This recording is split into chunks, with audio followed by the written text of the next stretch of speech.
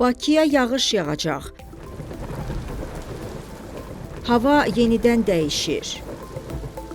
Bakıda yanvarın 27-sində bəzi yerlərdə çiskinli yağış, rayonlarda isə qar yağacağı gözlənilir. Report xəbər verir ki, bu barədə Milli Hidrometeorologiya Xidməti məlumat yayıb. Bakıda və Abşeron yarımadasında hava şəraitinin dəyişkən buludlu olacağı, arabir tutulacağı, əsasən yağmursuz keçəcəyi gözlənilir, lakin gecə və səhər bəzi yerlərdə çiskinli yağış yağacağı ehtimalı var. Arabir güclənən şimal-qərb küləyi gündüz şimal-şərq küləyi ilə əvəz olunacaq. Havanın temperaturu gecə 2-4, gündüz 4-6 dərəcə isti olacaq.